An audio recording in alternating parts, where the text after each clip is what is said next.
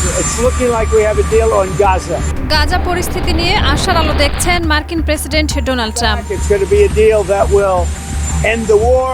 গাজা যুদ্ধের অবসান ও জিম্মিদের মুক্তিতে একটি চুক্তি চূড়ান্ত পর্যায়ে রয়েছে বলে জানিয়েছেন মার্কিন প্রেসিডেন্ট ডোনাল্ড ট্রাম্প। 26শে সেপ্টেম্বর নিউ ইয়র্কের রাইডার কাপ গলফ টুর্নামেন্টে যাওয়ার আগে হোয়াইট হাউসে তিনি বলেন, মনে হচ্ছে গাজা নিয়ে একটি চুক্তি হতে যাচ্ছে। এটি জিম্মিদের ফিরিয়ে আনবে এবং যুদ্ধের অবসান ঘটাবে। 29শে সেপ্টেম্বর ইসরায়েলের প্রধানমন্ত্রী বেনিয়ামিন নেতানিয়াহুর সঙ্গে এ বিষয়ে বৈঠক হবে বলে জানান হোয়াইট হাউসের এক জ্যেষ্ঠ কর্মকর্তা। এর আগে জাতিসংঘ সাধারণ অধিবেশনের ফাঁকে ট্রাম্প আরব ও মুসলিম নেতাদের সঙ্গে বৈঠক করেন, যেখানে তিনি 21 দফায় একটি শান্তি পরিকল্পনা উপস্থাপন করেন। প্রস্তাবিত পরিকল্পনায় জিম্মি মুক্তি, স্থায়ী যুদ্ধবিরতি, ফিলিস্তিনি স্বাধীনতাকামী সংগঠনবিহীন প্রশাসন এবং গাজা থেকে ধাপে ধাপে ইসরায়েলি সেনা প্রত্যাহারের কথা বলা হয়েছে।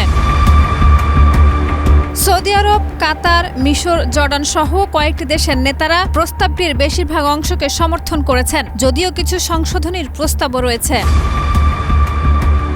ইসরায়েলের তথ্য মতে 2023 সালের 7 অক্টোবর ফিলিস্তিনি স্বাধীনতাকামী সংগঠনের হামলায় 1200 জন নিহত হন এবং 251 জনকে জিম্মি করে গাজায় নিয়ে যাওয়া হয়। বর্তমানে প্রায় 48 জন জিম্মি এখনও ফিলিস্তিনের স্বাধীনতাকামী সংগঠনের হাতে রয়েছে, যাদের মধ্যে 20 জন জীবিত বলে মনে করা হয়।